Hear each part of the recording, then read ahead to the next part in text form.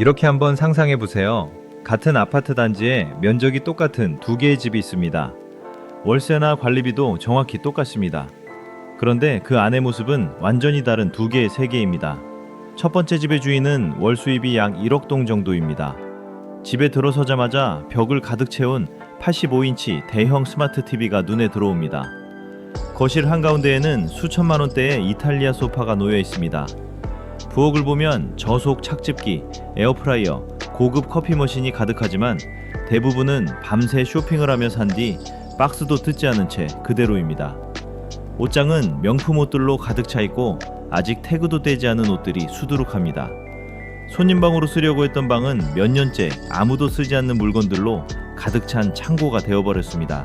하지만 이 사람은 은행 앱을 열 때마다 심장이 두근거리고 불안해집니다.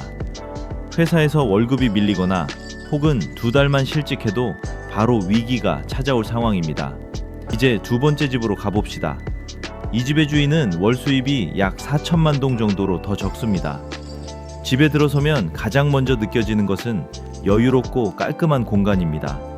편안하고 단순한 패브릭 소파, 적당한 크기의 TV, 꼭 필요한 것만 있는 정돈된 부엌. 옷장은 크지 않지만 모든 옷이 자주 사용됩니다. 손님방은 말 그대로 편안하게 쉴 수 있는 공간입니다. 이 사람도 은행 앱을 확인하지만 훨씬 차분하고 자신감이 있습니다. 왜냐하면 18개월 동안 문제없이 생활할 수 있는 비상금이 있기 때문입니다. 게다가 매달 수입의 20%를 꾸준히 투자에 사용합니다. 같은 아파트에 살지만 수입이 절반도 안 되는 사람이 훨씬 더 안정적이고 여유로운 재정 상태를 가지고 있습니다. 이건 누가 더 많이 버느냐의 문제가 아닙니다. 우리가 자주 놓치는 물건과 돈 사이에 보이지 않는 관계에 대한 이야기입니다. 첫 번째, 사람은 돈 관리를 못하는 사람이 아닙니다. 단지 끊임임 없이 라이프 스타일을 업그레이드하는 소용돌이에 휘말린 것뿐입니다. 그 결과 번 돈을 유지비로 모두 써버리는 삶을 살게 됩니다. 반면 두 번째 사람은 깨달았습니다. 적게 소유하는 것이 가난하게 사는 것이 아니라 목적 있는 삶을 사는 것이라는 것을요. 그리고 그 삶이 많은 고소득자들도 갖지 못한 재정적 안전망을 만들어줍니다. 오늘은 돈에 대한 미니멀리즘 규칙에 대해 이야기해 보겠습니다. 이 작은 원칙들이 항상 여유 있는 사람과 고소득이지만 늘 돈이 부족한 사람을 가르는 기준이 됩니다. 먼저 분명히 하겠습니다. 이것은 궁핍하게 살라는 이야기가 아닙니다. 핵심은 우리가 집으로 들이는 모든 물건이 보이지 않는 비용을 계속 발생시킨다는 사실을 이해하는 것입니다. 모든 물건에는 두 가지 가격이 있습니다. 구매 가격과 숨겨진 비용입니다.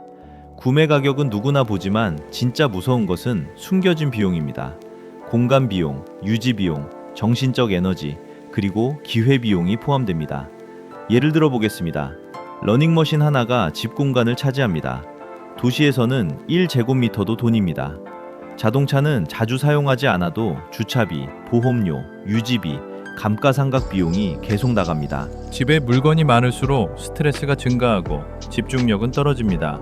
그리고 가장 중요한 것, 물건에 묶인 돈은 투자 기회를 잃은 돈입니다.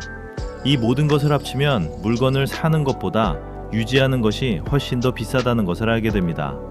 그래서 첫 번째 규칙은 사용 1회당 가격을 계산하라입니다.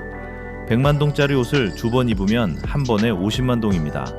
300만 동짜리 옷을 300번 입으면 한 번에 1만 동입니다. 수학은 항상 감정보다 정확합니다. 두 번째 규칙, 잃어버리면 다시 살 것인가? 대답이 아니오라면 그 물건은 가치가 있어서가 아니라 그냥 습관 때문에 가지고 있는 것입니다. 세 번째 규칙, 아직 잘 쓰는 물건은 업그레이드하지 마라. 질렸다 하는 것은 고장났다가 아닙니다. 네 번째 규칙, 돈 쓰기는 어렵게 저축은 쉽게 만들어라. 결제 정보 삭제, 쇼핑 알림 끄기, 24시간 기다리기 규칙을 적용하세요. 반대로 월급이 들어오면 자동으로 저축되게 설정하세요. 다섯 번째 규칙, 물건을 정기적으로 점검하라. 내가 티셔츠를 47개 가지고 있다는 걸 알게 되면 48번째를 사기가 어려워집니다. 여섯 번째 규칙, 사기 전에 빌리거나 먼저 경험해라. 집을 죽은 취미의 박물관으로 만들지 마세요. 일곱 번째 규칙, 하나 사면 10개가 따라온다는 것을 이해하라. 큰 물건 하나가 여러 추가 지출을 불러옵니다. 여덟 번째 규칙, 돈을 많이 벌기 전에 충분함을 정의하라. 그렇지 않으면 끝없는 소비, 업그레이드의 루프에 빠지게 됩니다. 9번째 규칙. 부는 물건이 아니라 선택권으로 측정하라.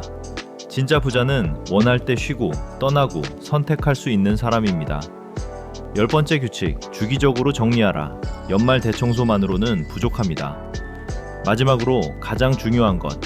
미니멀리즘은 부족함이 아니라 불필요한 것을 제거해 자유를 얻는 것입니다. 기억하세요. 물건을 살 때마다 단순히 돈을 쓰는 것이 아니라 미래의 자유를 일부 포기하는 것입니다. 항상 스스로에게 물어보세요. 이건 정말 그만한 가치가 있는가? 대답이 아니오라면 당신은 이미 생각보다 많은 돈을 아낀 것입니다.